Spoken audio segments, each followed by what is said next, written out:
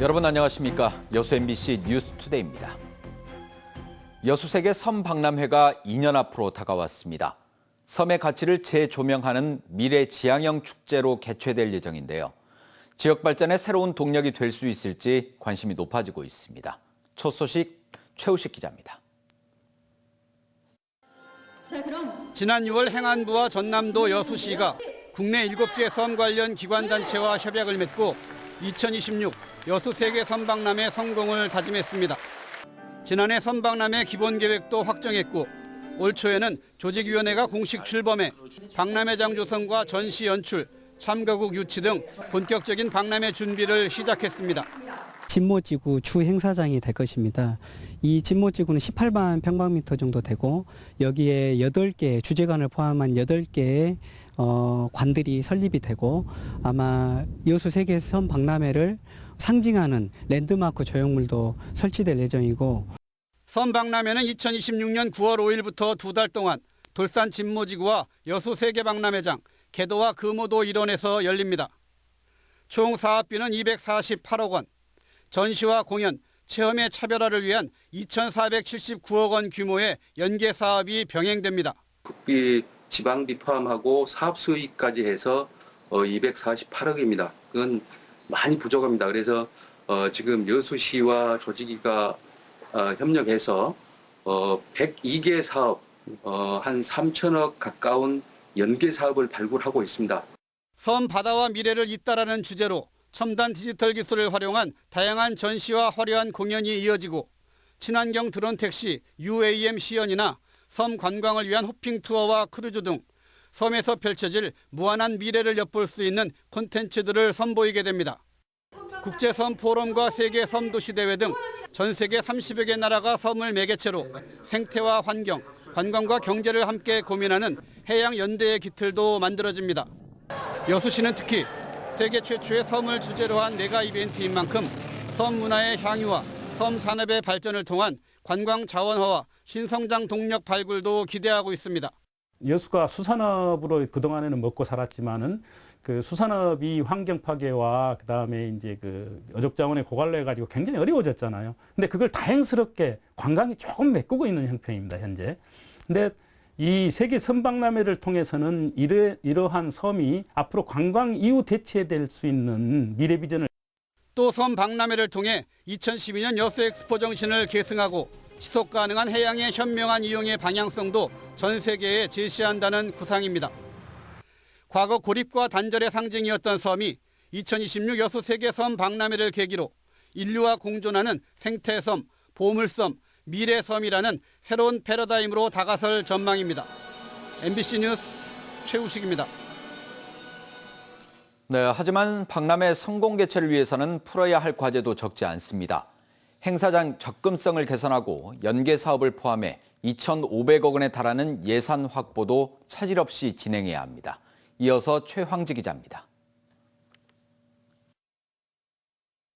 여수 세계 섬박람회의 주 행사장인 진모지구입니다. 현재 기반 공사가 진행 중이고 내년 하반기쯤 완공됩니다. 랜드마크가 될 행사장이지만 접근성은 떨어집니다. 주 행사장인 진모지구입니다. 현재 이곳으로 올 수 있는 유일한 방법은 왕복 4차선의 이 도로가 유일합니다. 국내외 관광객들을 수송할 교통편 마련도 숙제입니다. 여수시는 KTX 증편과 항공노선 운영 등을 계획 중입니다. 해상 육로랄지 그다음에 도로 확장이랄지 그런 SOC를 잘 갖춰서 오시는 분이 불편함이 없도록 저희들이 준비할 생각입니다. 교통망 확충과 함께 성공적인 박람회를 위해선 차질 없는 예산 확보도 관건입니다.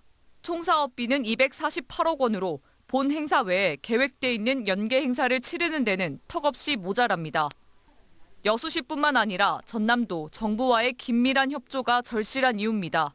섬을 주제로 처음 열리는 국제 행사인 만큼 차별화된 콘텐츠도 마련해야 합니다. 섬의 콘텐츠들을 섬마다 보여주면은 아무리 접근 경로가 어려워도 세계인들이 온다면 찾아갑니다. 그래서 이러한 것들, 콘텐츠를 좀 더 다양화하고 보여줄 것을 풍성하게 하는 것. 여수에서 열리는 14년 만의 국제 행사지만 시민들의 저조한 인지도도 과제입니다. 현재 가동 중인 범시민 준비위원회의 역할이 중요합니다. 한 기업과 한 단체가 한 섬을 이렇게 연계해서 지금부터 그 섬의 부족한 부분들을 서로 채워나가고 최근 윤석열 대통령이 박람회에 적극적 지원을 약속한 만큼 여수시는 사업 추진에 속도를 낼 계획입니다. 토론회에서 말씀했듯이 적극적인 지원을 약속하셨습니다. 그에 따라서 예산 확보를 최대한 빨리 많은 예산 확보를 통해서 12년 전 엑스포 개최로 세계의 이름을 알린 여수. 2년 뒤 열릴 박람회를 통해 세계 속 관광 도시로 우뚝 설지 주목됩니다. MBC 뉴스 최왕지입니다. 순천 신대지구에 있는 신대천 일원에 도시숲이 조성됩니다.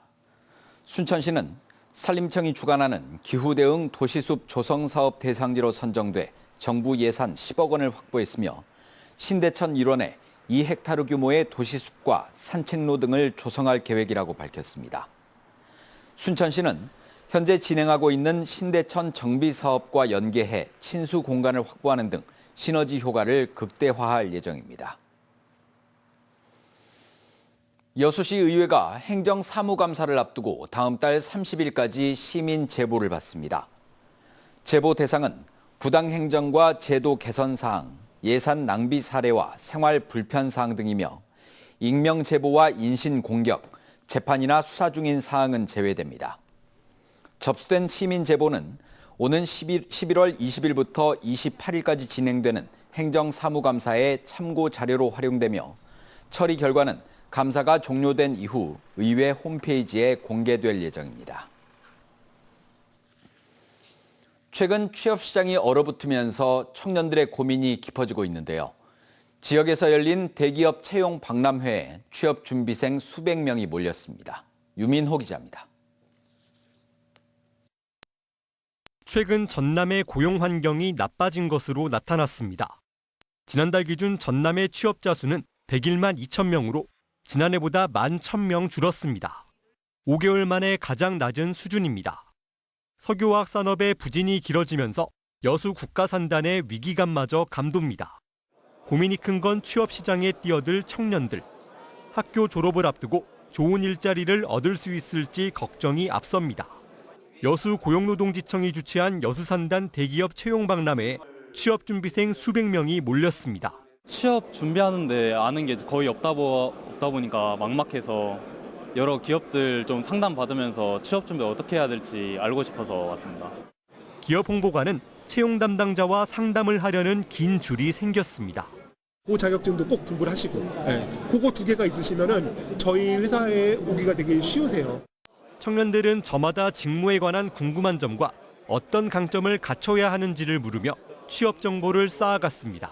제 강점을 어떻게 연결시킬 수 있는지를 잘 모르겠어서 헷갈렸었는데 오늘 와서 상담을 받아보니까 좀 길이 잡힌 것 같아서 굉장히 좋았습니다. 이번 박람회에는 GS 칼텍스, 포스코 퓨처엠 등 지역 대기업과 중견기업 19곳이 참여했습니다. 채용 상담뿐 아니라 청년 지원책 설명, 자기소개서 첨삭 등 다양한 프로그램도 마련됐습니다. 회사에서 원하는 인재사항이 무엇인지를 알고 취업 역량을 높여서 취업까지 이루어지게끔 저희가 돕고자 하는 행사입니다. 갈수록 좁아지는 취업 시장에서 좋은 일자리를 찾기 위한 청년들의 발걸음이 바빠지고 있습니다. MBC 뉴스 유민호입니다. 여수시가 내년 생활임금 시급을 1,990원으로 결정했습니다. 이는 올해보다 280원, 2.61%가 오른 것이며 고용노동부가 고시한 내년 최저임금인 시급 1,030원보다 960원 많은 금액입니다. 인상된 생활임금은 내년 1월 1일부터 여수시와 출자 출연기관, 시의 사무를 위탁받아 보조금을 받는 기관 단체 등에 소속된 근로자 1,500여 명에게 적용됩니다. 제4회 고흥유자축제가 오는 11월 7일부터 나흘 동안 열립니다. 이번 축제는 고흥유자토피아를 주제로 유자의 향과 색, 맛 등으로 나눠 축제장을 조성할 계획입니다. 또 개막식 축하 공연을 시작으로 드론쇼와 불꽃쇼, 유자를 맛보고 즐길 수 있는 다채로운 체험 행사도 진행합니다. 더불어민주당과 조국혁신당이 군수 재보궐선거에서 맞대결을 펼치고 있습니다. 호남을 기반으로 하는 두 정당이 경쟁을 벌이면서 전국적 관심사로 떠오르고 있습니다. 김윤 기자입니다.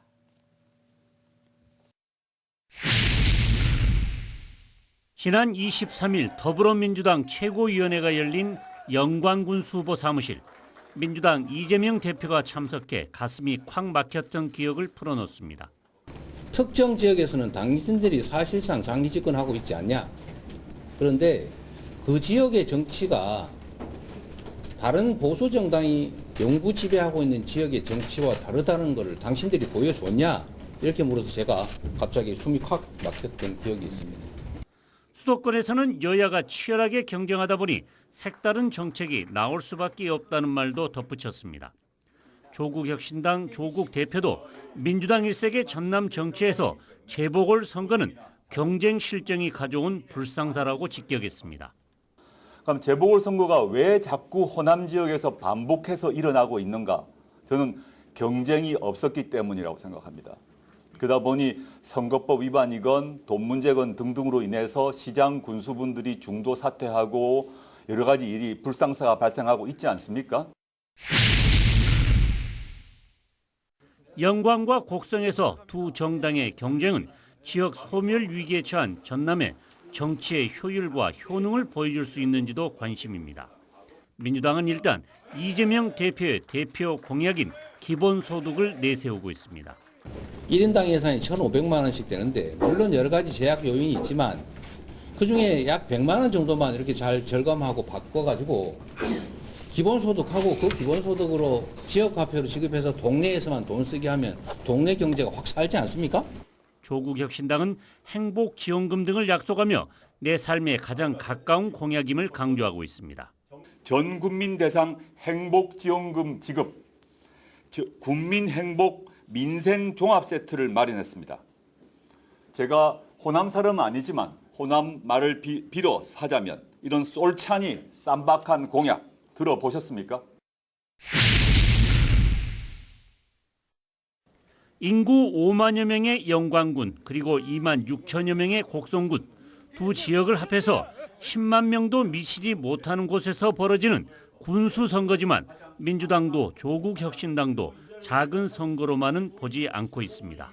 이 선거는 규모는 작고 국지적이긴 한데 이게 윤석열 정권에 주는 엄중한 2차 경고의 성격을 또 가지고 있고 언론 보도에서 최근 많이 나오는 것처럼 이재명 우리 대표님하고 저하고 경쟁해서 대권 예비 레이스 비슷한 분위기 잡는 건 저는 반대합니다.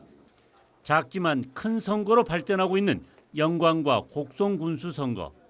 일당 독주에서 양당 경쟁 선거가 호남 정치에 새로운 변곡점을 만들어낼 수 있을지 잠옷 흥미진진해지고 있습니다.